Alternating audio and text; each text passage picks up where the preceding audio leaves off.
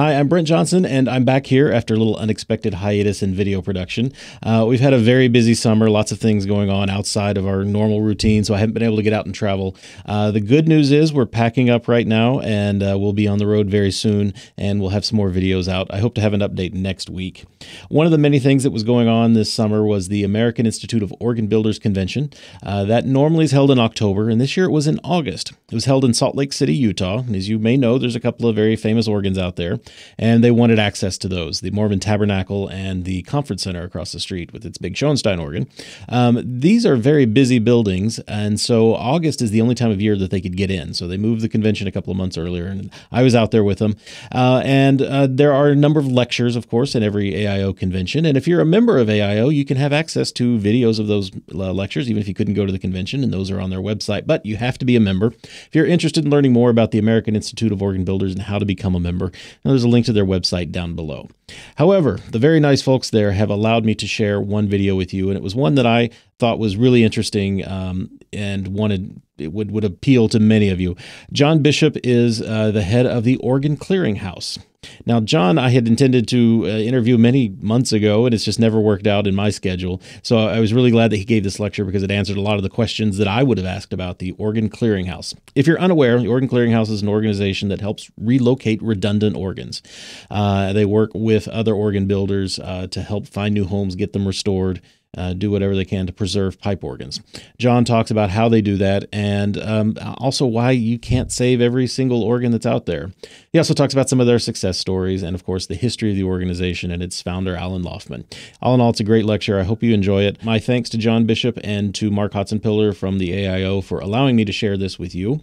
Like I said, we'll be back very soon with some videos, so stay tuned, and I hope you enjoy this. Thanks for watching. I'm on the phone with a recent widow. Her husband has taken the old pipe organ from their church. He thought it would be fun to put it back together.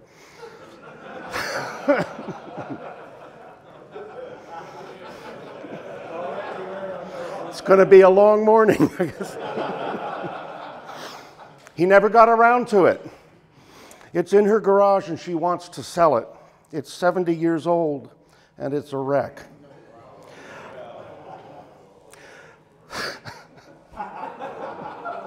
It's a true story. I tell her gently that since the organ was not dismantled and packed professionally, we can't assume it's complete and in usable condition, so it would be necessary to spread it out to take inventory, which would cost more than it's worth. That son of a bitch, he told me it was worth $500,000 and my car's been in the snow for 20 years.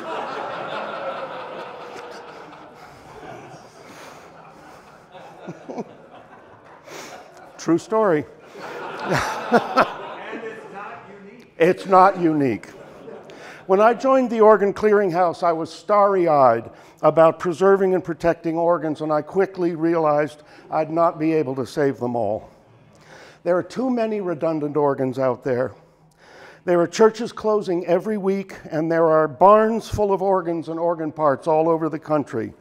A lot of them look like the widow's garage. How many of you are sitting on organs that seemed worthwhile that have been in your barn for 10 years? So this morning I'm going risky right away. Not all organs are worth saving.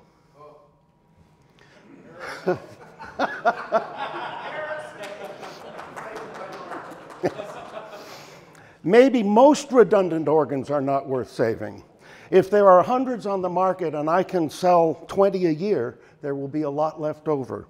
A pipe organ without a home is a huge white elephant.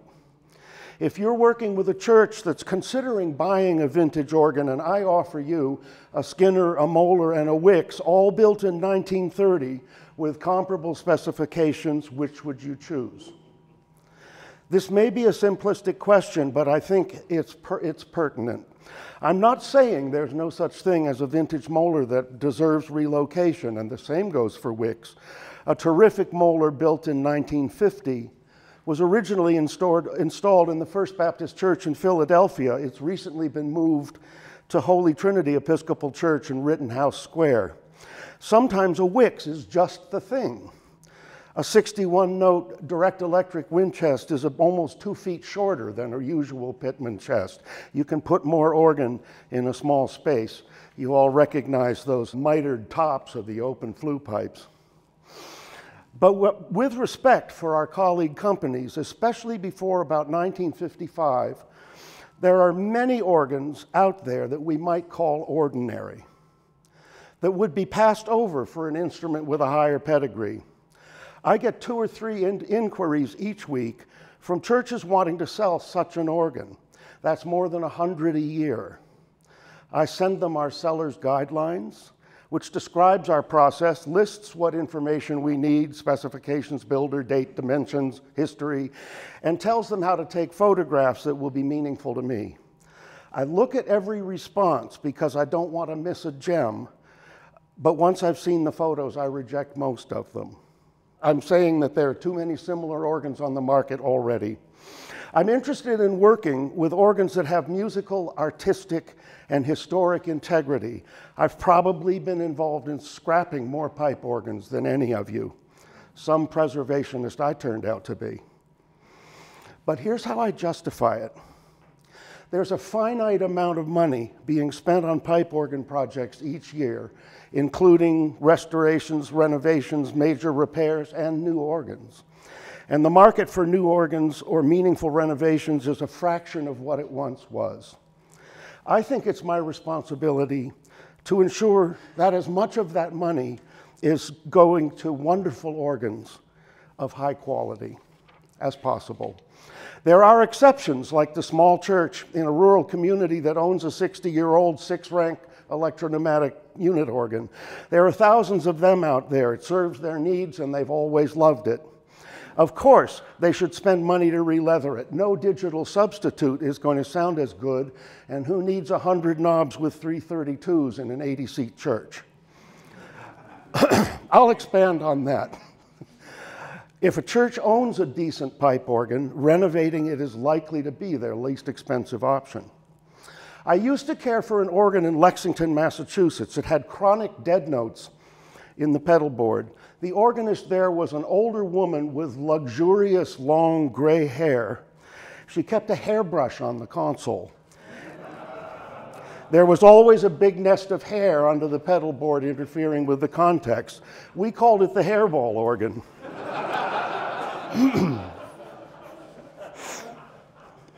You got to the plywood organ chamber by climbing a steel ladder and walking across an attic where Christmas decorations were stored. During a service call, I saw smoke coming from a hay bale that had been part of a nativity scene. It was composting and generating heat. I hauled it down the ladder, reported it to the administrator into the office. A little while later, we went to lunch, and when we returned, the bale was back up in the attic, still smoking. We started calling it the hay bale organ. In early July, I had a call from a school that had purchased that building, wanting to know what they could do with the organ. They planned to convert the sanctuary to an auditorium, and were starting demolition the next week. I knew the organ was nothing special. I also knew there was nothing I could do in a few days. I told them to recycle the metal. I'm preaching as though I only consider high-end organs with high pedigree.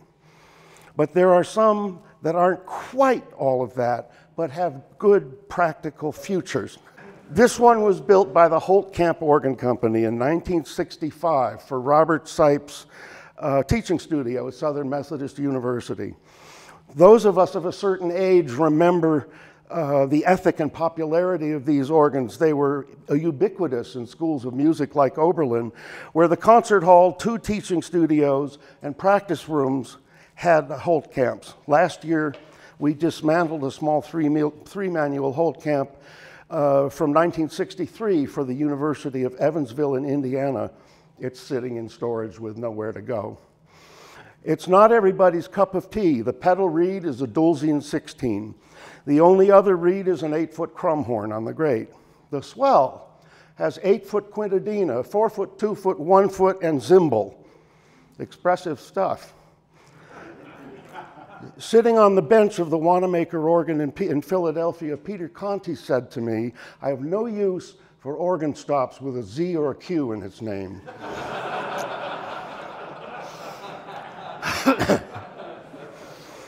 This organ has 20 independent stops. 5 are mutations, 5 are 8-foots. What's the market for it? It's nicely made, doesn't take up much space, fits neatly in a corner, it's less than 16 feet tall. It needs releathering, it doesn't need much of anything else. I think it's just the thing for a small Lutheran parish in the Midwest. Just came on the market. I put it on the website this week. And this one was built by Charles Hendrickson in 1994. It's a grand organ, wonderful sound, mechanical action, around 50 stops. It's being replaced because the wind system never worked right and the mechanical action is not reliable. However, it has about 60 ranks of great pipes, including a 32-foot Borden, lots of colorful mutations. There's even an 8/9-foot stop. The wind chests work fine. Why not convert it to pallet pull-down action and build a new wind system? You could use the case again, or you could put the organ in chambers.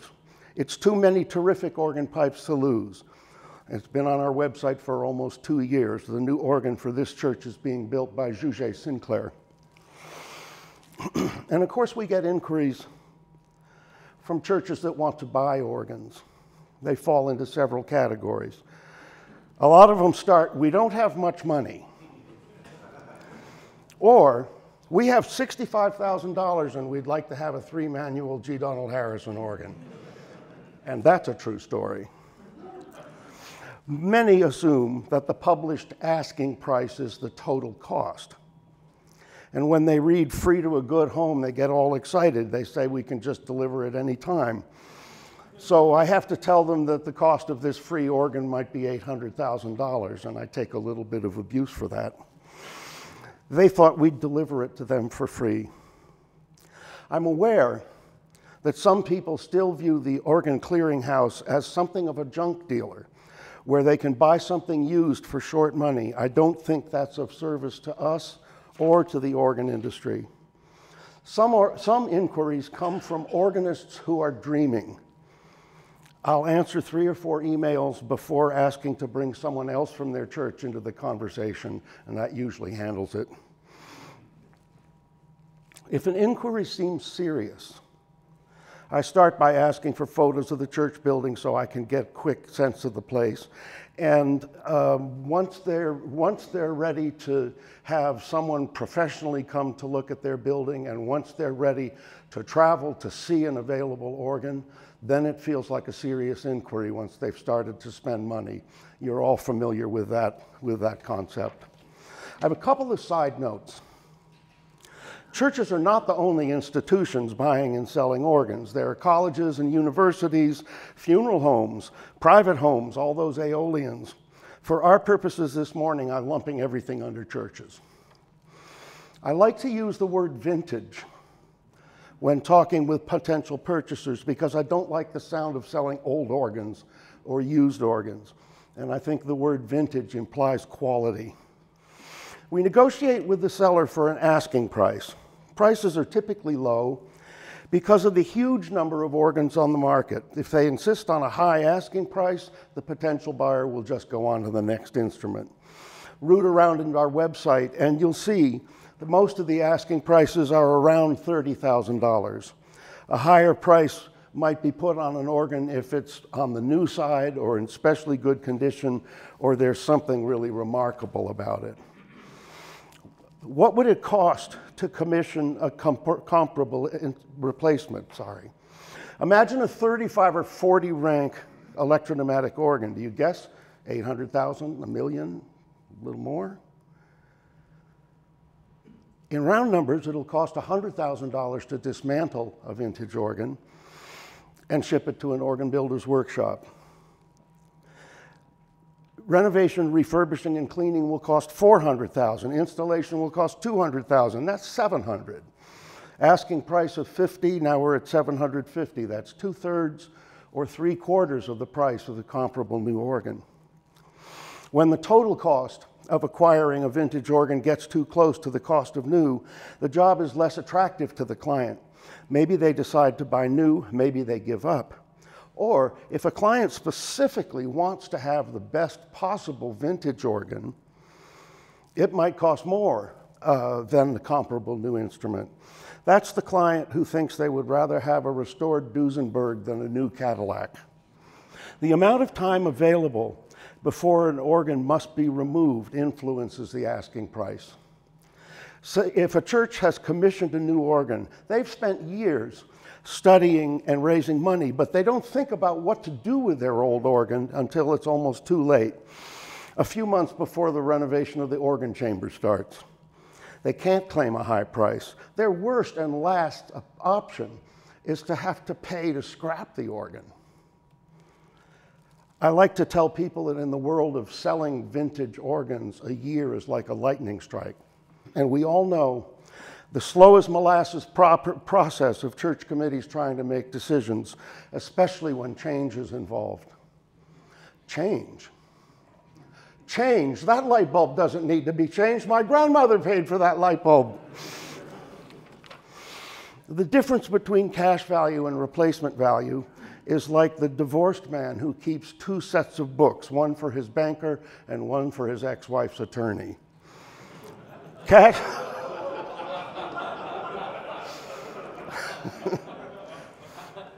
Cash value is an elusive number, and there's one official method of determining the cash value of a standing pipe organ.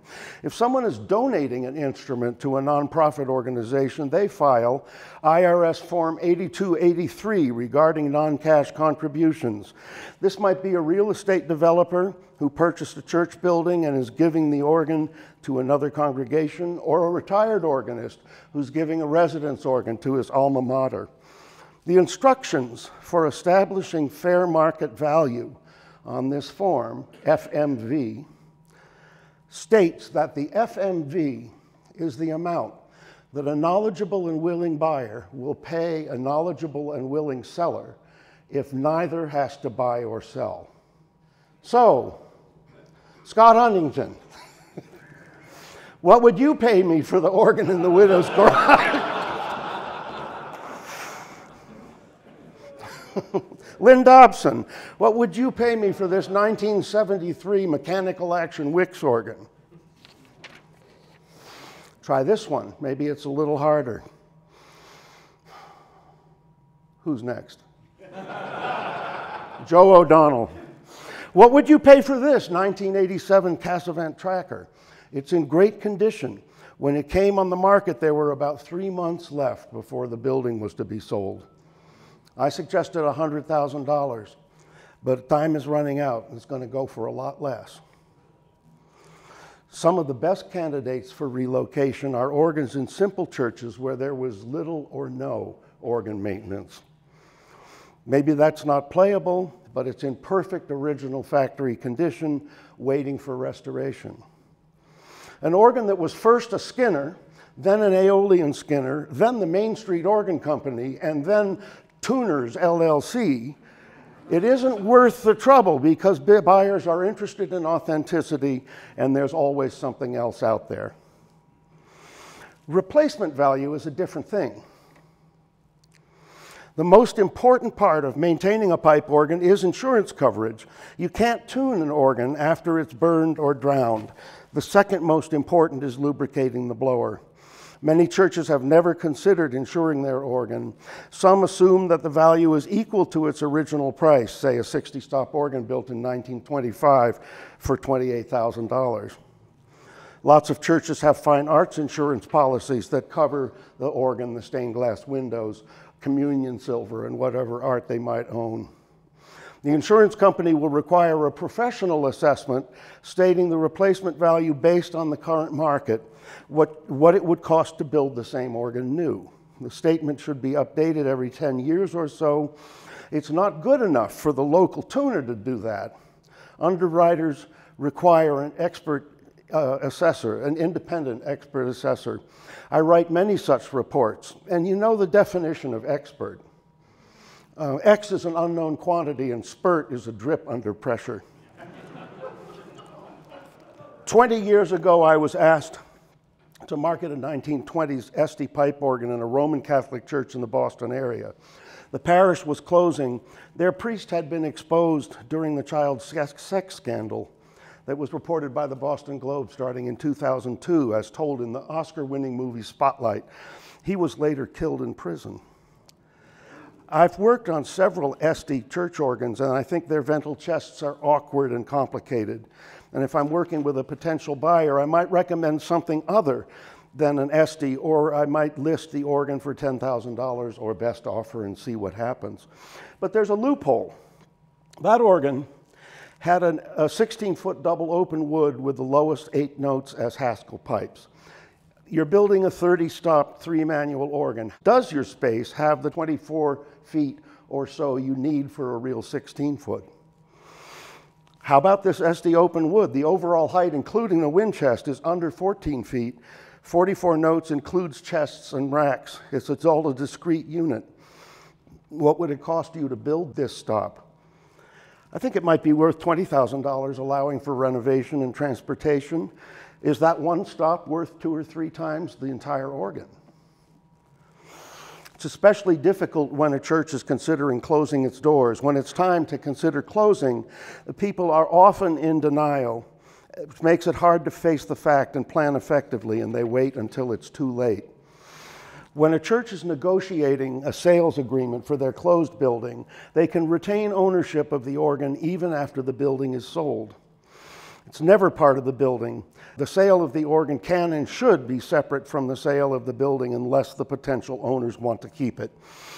The new pastor of a big church in Louisiana was not pleased to learn that we would be taking the organ out of the sanctuary in a couple of weeks. We'd be removing the organ owned by the previous parish.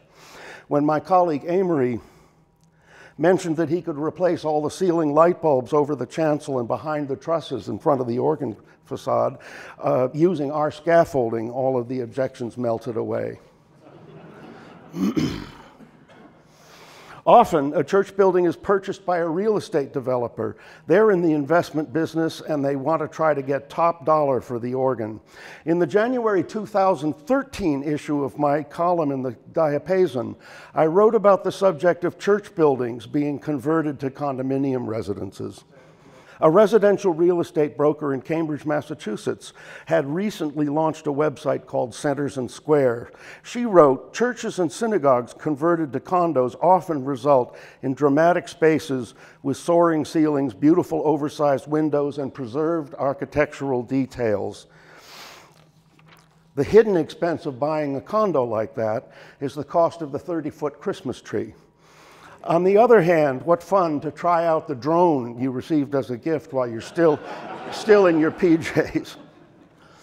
The building in Watertown that she mentioned was the First Baptist Church where I played a recital in honor of a friend's 50th wedding anniversary. Eleanor had grown up there, always sat in a certain pew where she could see the organist's feet on the pedal board. Her favorite was Bach's D major prelude and fugue with the busy pedal part. I played the D major and Bill and Eleanor sat in that pew, reception to follow. Since developers are for-profit companies, they can benefit from donating an organ to a nonprofit, usually another church. They can also be tempted by the possibility of good publicity. A Chinese real estate developer purchased the huge estate of stockbroker Nicholas Brady called Inishfada in Manhasset on Long Island. It was the last undeveloped large piece of land on the island. The huge house included a 70-rank Aeolian organ with separate consoles for the echo, which was in a chapel, and a player console. The developer hired us to dismantle and pack the organ, put it in storage. They got a nice article in the local paper about what good care they were taking out of the property, and 3 years later they disposed of the organ. When a developer is ready to donate an organ, we go back to IRS 8283. The developer reads the knowledgeable and willing thing and arranges the donation. That worked well in Syracuse, New York, in the First Church of Christ Scientist, where Skinner Opus 669 was built in 1927. A venture capital company purchased the building and they donated the organ to a Roman Catholic cathedral in Syracuse, where it was renovated by Kerner and Merchant and installed in a recycled case. When we're working in buildings that have closed, we meet disbursement committees. These are the faithful parishioners who are charged with getting rid of 400 pew Bibles and hymnals, choir robes, kitchen equipment, office equipment, folding chairs, stained glass windows, and dozens of bottles of Elmer's glue. There's a lot of sadness and nostalgia. They show us photos of their children's baptisms and weddings, parents' or spouses' funerals, first communions. They're grateful to know that their organ will be used in another church, that somehow the spiritual breath of their parish will carry on. And here's a story about that spiritual breath. Woburn, Massachusetts adjoins my hometown of Winchester and was known for leather tanneries in the 19th century. They were our football rivals. The name of their team was the Woburn Tanners. The First Unitarian Church of Woburn, Massachusetts was home to E. and G.G. Hook's Opus 553. When the church closed in 1991, the organ was sold to the Kirche zum Heiligen Kreuz, Church of the Holy Cross in Berlin, Germany. It's on the Alexanderplatz and next to the cemetery where Felix and Fanny Mendelssohn are buried. The Organ Clearinghouse managed the sale and dismantled and packed the organ, and this is my colleague, Amory, with the packed container. The organ was stored for 10 years and then was restored and installed by Euler Orgelbau of Bautzen, Germany in 2003. Thomas Murray played the dedication recital. I participated in a symposium hosted by Uwe Pape and the International Association for Organ Documentation. The organ sounded far better in this breezy space than from behind the plaster proscenium arch in Woburn. I was sitting next to Fritz Nowak with a recital played by George Boseman. Fritz leaned over and whispered, "We've sent them one of our organs. They should send us some acoustics." While I was rooting through photos preparing for this morning, I found this one of Barbara Owen on the Berlin subway. The Unitarian Church in Stoneham, Massachusetts, closed in 1993, and its 1868 Hook organ was dismantled and stored. Barbara was helping the Unitarian Universalist Association advertise the availability of Opus 466. I had begun working with the organ committee at the Fallen Community Church, where the strange little homemade organ had started having smoke issues. The chair of that committee heard about the Stoneham Hook and called me wondering if it might be a good fit for their church. You bet it would. My hometown, Winchester, Woburn, Stoneham, and Lexington, you're not going to get a quiz. They're all neighboring towns. Charlie Smith was a parishioner in the Woburn church, and he had become the steward of the funds of the sale of that organ. When he heard about the Stoneham organ going to Lexington, he passed that money on to the Fallen Church to support the care of the restored organ and develop a concert series. Charlie passed away before the organ was dedicated at the Fallen Church, but his widow attended the recital. The Bishop Organ Company restored and installed Opus 466 at the Fallen Church with the help of the volunteers of the parish, one of whom I got to know quite well, the chair of the committee. She's my wife. And when I leave the house to go meet with an organ committee for the first time, I get a little look.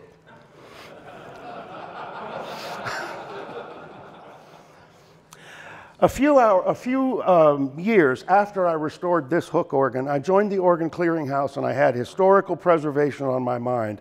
In the first 30 years of the company's history, most sales had been neat little 10 to 15 stop 19th century trackers, and most of them were restored and installed without much modification. Two of my earliest listings were wonderful larger organs by William Johnson and E. and G.G. Hook. I had inquiries about both of them, which suggested converting them to electric stop action so they could have pistons. I sat high in my historicity chair and insisted that the organs should be restored and installed in their original condition. I now feel that it was a mistake to be closed-minded. One special organ sat in storage for 10 years. A storage facility closed. We had to move it to another place. A few more bumps, and the organ, I don't want to tell any details, the organ went away. Storage can be terrible for pipe organs. As much as I love the idea of historic preservation, I wish I had considered introducing a dual registration system, adding slider solenoids to mechanical stop action. You'd have to do something about slider friction, but in any organ like that, you could add solenoids without defacing the original instrument, excepting a few screw holes. I'd rather see an historic organ played regularly with electric stop action than seeing it be lost. And here's one built by the Skinner Organ Company in 1925. There's one guy in this room who's going to recognize this organ. It's for sale. It's in perfect original condition, was skillfully maintained by the same company throughout its entire history, and it has a harp. Should it be restored as is, or is it okay to expand and modify it? A compelling reason for expanding it is because the original chambers have low ceilings, so there are no open 16-foot stops. It would be nice to fill it out a bit. If there's space in the new location, you might add a wood violone or a metal contrabass. I bet we could find an authentic Skinner stop, wind chests and racks and all. Maybe that Haskell 16-footer would work. The same for a pedal reed. It's not a big enough organ for a heavy trombone. So I choose a Skinner Waldhorn 16. If you're working with an organ that has historic integrity and a purchaser wants to expand it, I try to guide them in the style of the original builder. I don't like willy-nilly additions. Just because you've always wanted a 1-foot stop doesn't mean it's appropriate in an organ like this. I keep returning to Mr. Skinner because he had such a predictable way about specifications. You can study stop lists of other organs and figure out what stop he would have added next if there was a little more money and a little more space. Keep consistent with the original attempt, and a worthy organ might get a second century of use. When the right situation for an expensive museum quality restoration comes along, we know it. An authentic restoration might mean analyzing the chemistry of the felt and recreating it. How old were the sheep whose leather was used? If you're a museum curator in charge of Marie Antoinette's boudoir, you would put a velvet rope around it. No one sits on the little stool powdering his nose or playing with little spray bottles. Norman Rockwell. When you're restoring a pipe organ for a church, you assume it's going to be used, played like a modern instrument. Some oaf may come off the street with salty snow on his shoes and plow through a service, leaving dribbles under the pedal board.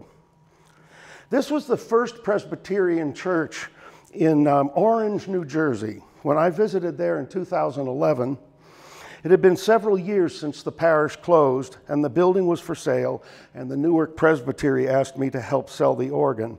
Remember, I talked about people being in denial when they're closing their church. This one must have been abrupt because there was no sign of any preparation. They just abandoned the place. It had been a year since the last service, but the water glass was on the pulpit, the Sunday bulletins were at the usher station, the choir folders were heaped on the choir room piano, and there was food in the refrigerator.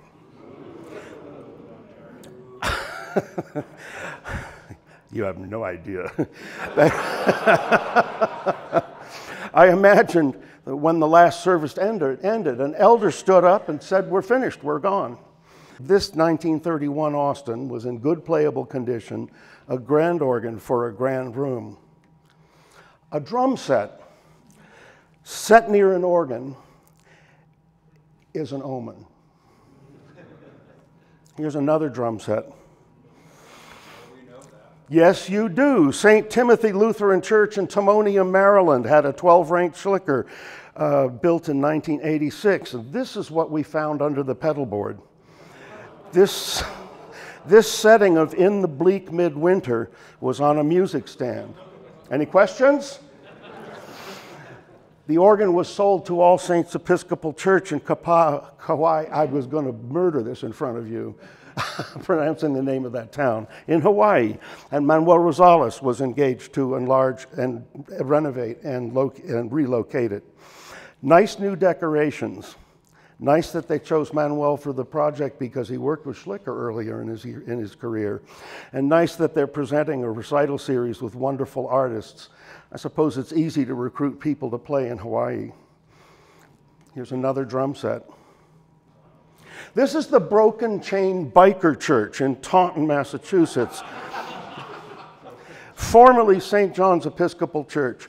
Taunton is where our colleague Bob Roach had his workshop. The homepage of the church's website says, "Our love of the open road and passion for biker life has rallied us together on a road trip to find the truth. We're a group of people who, in riding down life's road, have learned the truth about breaking chains that bind us. Our services are about worshiping the Lord through rocking Christian blues, blistering messages, and smoking barbecue." The co-pastors are Flathead Tom Iddings and his wife Chopper Deb. In their online store, you can buy an embroidered jacket patch for $100. And this is Hook and Hastings, E&GG Hook and Hastings, number 764. It's a lovely organ, but the bikers weren't using it. They sold it to Christ Episcopal Church in the University District of Seattle, Washington. Andover Organ Company is restoring it now, preparing to install it in Seattle maybe next year. We dismantled the organ and delivered it to Andover. While the biker church culture was new to us, the people who we encountered there were welcoming and helpful.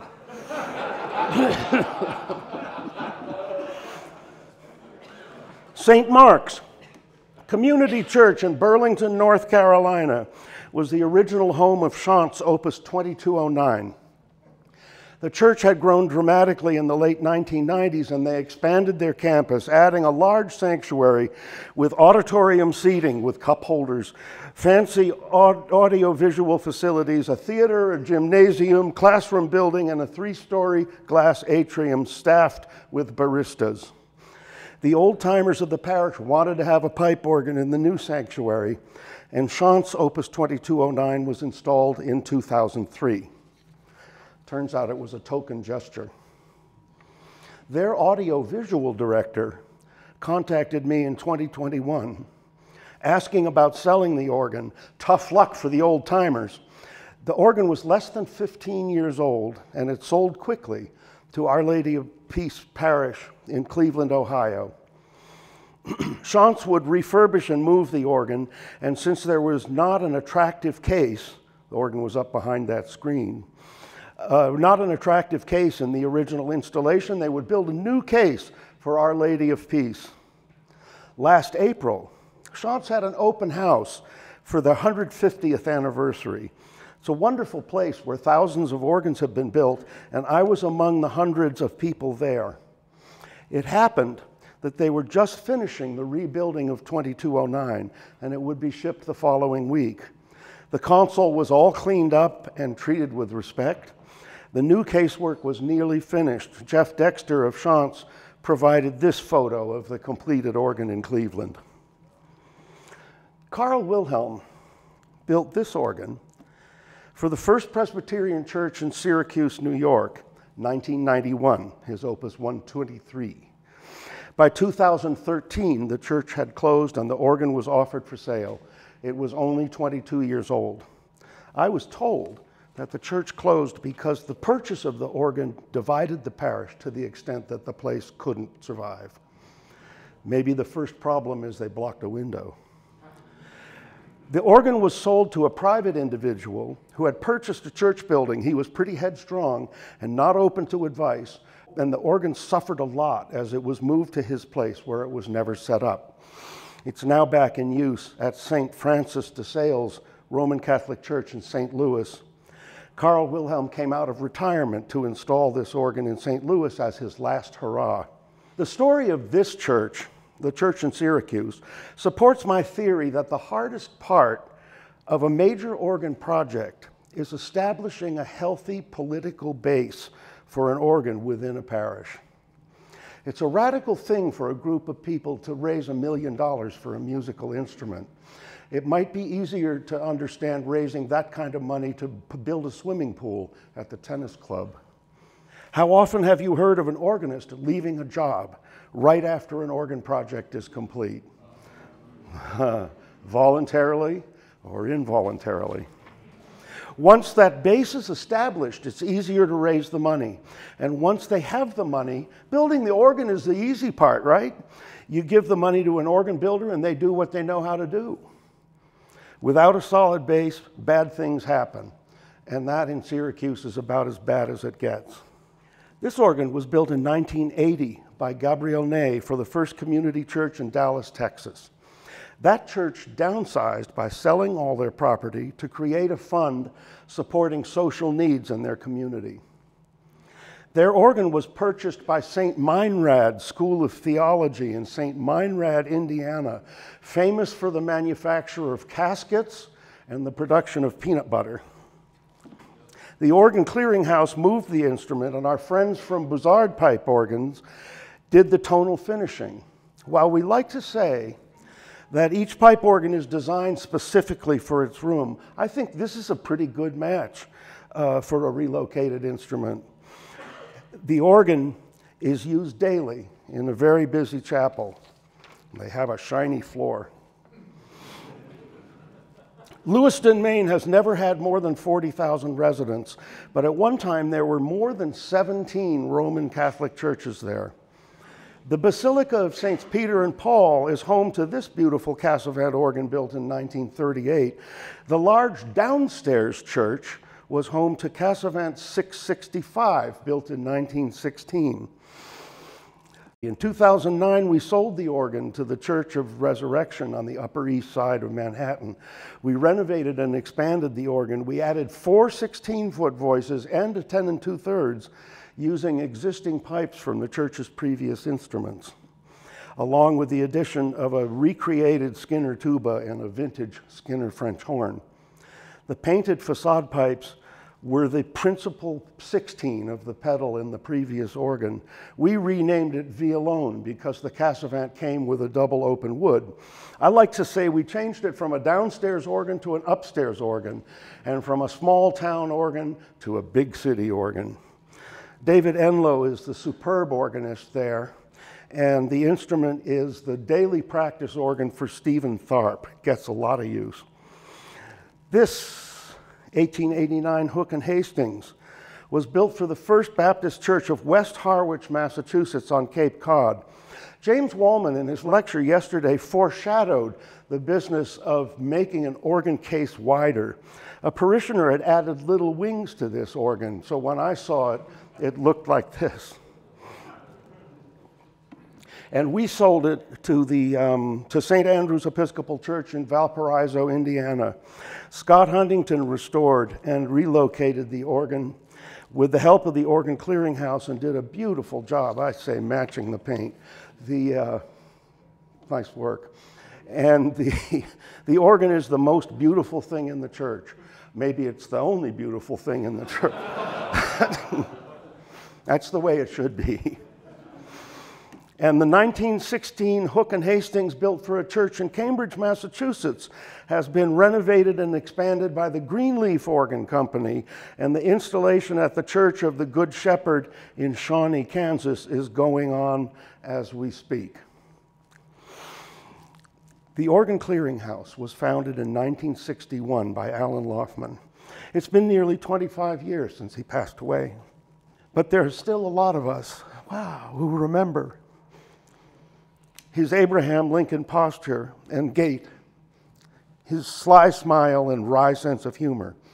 Many people confuse OCH with OHS. That's understandable because there's a common history, which gives me a chance to tell the story of G. Donald Harrison rushing to finish the new Aeolian Skinner organ for St. Thomas Church in New York in time for the 1956 convention of the American Guild of Organists. Pierre Cochereau was to play the dedication recital during the convention.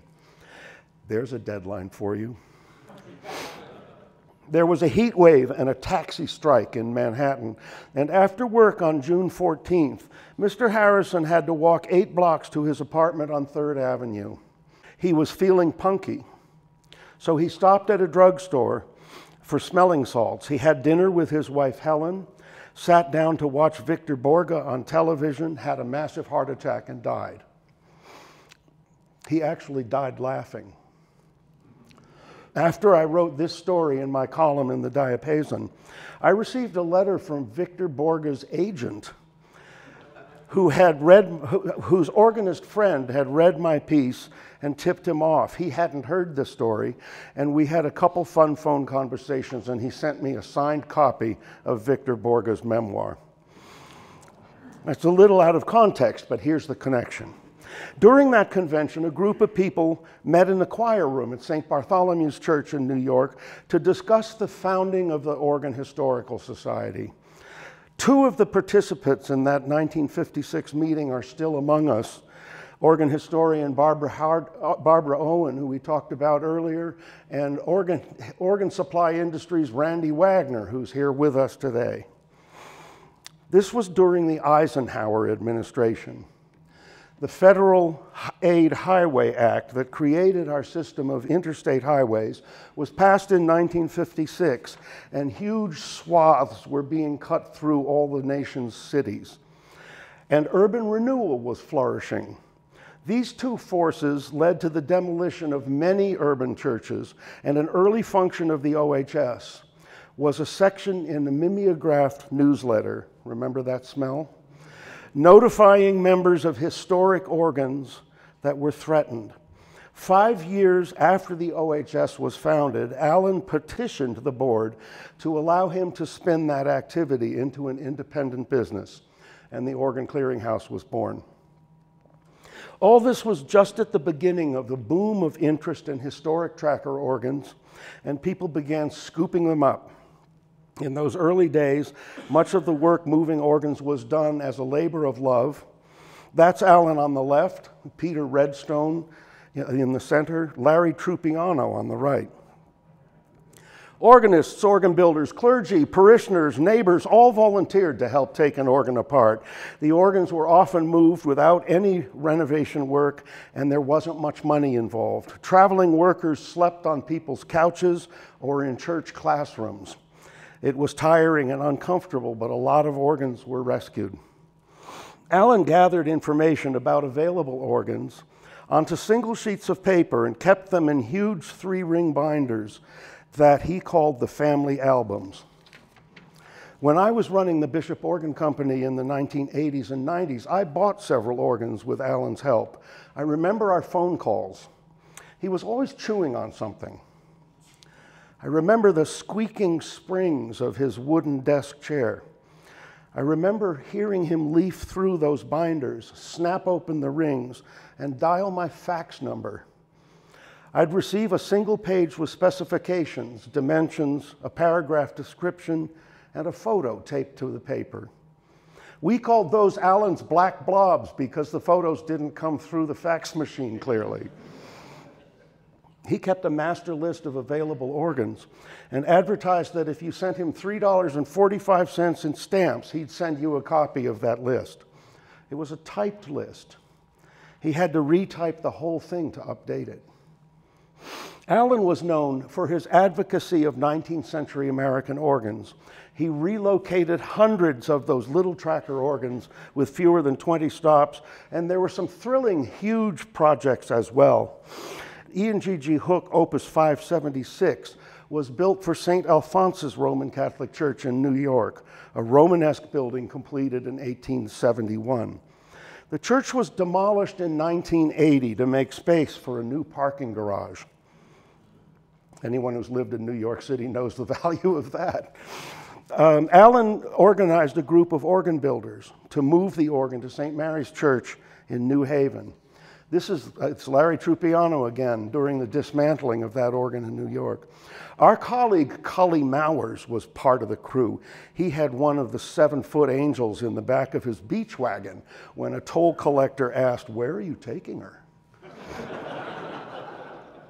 In 1982, The Organ Historical Society awarded a historic organ citation to an electropneumatic organ for the first time.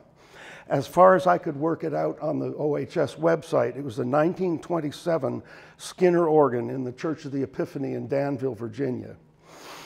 It was around that time that Allen began listing electropneumatic organs for sale through the Organ Clearinghouse. Our colleague David Wallace, organ builder in Gorham, Maine, tells that during the OHS convention in Portland in 1983, Allen was asking David about the efforts to preserve the Kochmar organ in Portland City Hall. A 1912 5-manual 100-rank organ by Austin. A passerby cut in, "Why don't they get rid of that piece of junk and put something decent in there?" After a stunned silence, Allen replied, "Because it's a noteworthy instrument with a global reputation that significantly merits preservation." Now David was stunned. Here was the hero of the 19th century tracker organ standing up to defend an over-the-hill symphonic behemoth. Allen was right. And 10 years ago, the Kochmar organ received a $3.5 million renovation. I've been a member of the board of directors at the Friends of the Kochmar organ for over 20 years, and here's my chance to do the duty of a board member and plug an event that's coming up. During the Halloween weekend, Portland's municipal organist James Kennerly will play the organ improvisation for the Hunchback of Notre Dame. We say Notre Dame, don't we? And Olivier Latry, the organist of Notre Dame, will play a recital. Visit foco.com, buy your tickets, reserve at the Press Hotel across the street, and I'll buy you a drink. That was an expensive offer, wasn't it? Y'all come, right?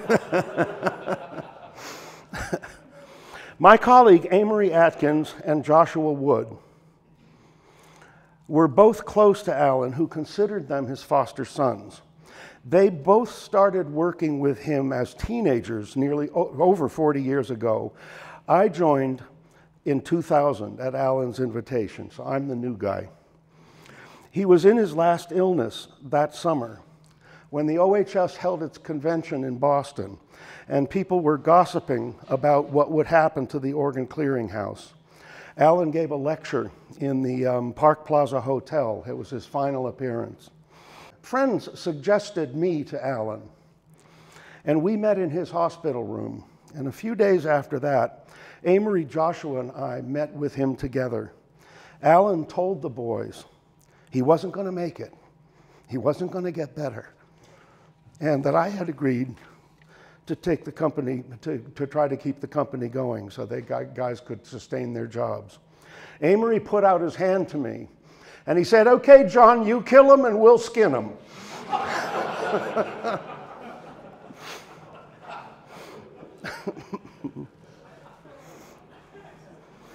Our crew, led by Amory, has dismantled and installed hundreds of organs. Today we work with more than a dozen colleague companies, helping them install their projects. We erect scaffolding and heavy hoisting equipment, arrange for truck transportation, and help with this assembly as the parts are put into place. Last February, we dismantled this massive 1868 urban organ at Old St. Patrick's Basilica in New York City, and we delivered it to Bruner and Associates, who is restoring it. It's a wonderful project due to be finished for Easter of 2026. The Friends of the Urban Organ raised the money for the project with the help of neighbor and honorary chair Martin Scorsese. A century ago, some 2,500 organs were built in the United States each year. We know the market is much smaller now. The good news is American organ companies are still building wonderful new instruments, organs that are as good as any ever built. When I was a student at Oberlin in the 1970s, there were 55 organ majors. Not long after that, the 16 practice organs outnumbered the students. The good news is that today we have an army of brilliant organists raising the art of organ playing. I wonder if Max Reger ever heard his music played as fluently as it's being played today. I grew up in Boston in the 1960s and 70s during the renaissance of the American organ building, attending the dedication recitals of new organs by Nowak and Fisk, among others. We heard E. Power Biggs play recitals at the museum formerly known as Busch Reisinger. And we saw him signing records at the Harvard Coop. Many new organ companies were founded, and 2 generations later, we're reaping the benefits of all that study, experimentation, and development. This was the wave of interest in classical tracker organs, but the new standard of small workshops based on personal craftsmanship spread through the entire industry, and we're fortunate today to have a balance between the not-so-separate worlds of mechanical and electric action instruments. Churches and universities can decide which style of organ to purchase based on their artistic philosophies and the architectures of their buildings. Early in the revival movement, we experienced organ wars, where people took sides and denigrated the instruments of the other side. The present equilibrium has helped the art of organ playing blossom, not only the playing of organ literature, but the resurgence of interest in symphonic transcriptions, the theater organ, and perhaps most important, the art of improvisation, which in the world of classical music is unique to the pipe organ. The artists who include fluent improvisation in their concerts and during worship are sharing the height of musical expression with their audiences. Imagine a sophisticated, structured piece of music made up on the spot, never to be heard again. There have been eras in the history of the pipe organ when the organ builder drove the world of the organ. Think of how organs built by Aristide Cavaillé-Coll influenced generations of French composers from César Franck to Messiaen. Today, I think the excellence of our organs inspires the genius of the players. But maybe more important, the spectacular playing we're hearing now inspires the fundraising that is fundamental to our art. As long as people are playing the organs so brilliantly, people will be willing to provide the funding for exciting new instruments. To envision and promote projects that will increase our art in the huge churches of the great cities and grassroots parishes across the country, let's be sure that precious money that's available for organs is well spent. Thank you.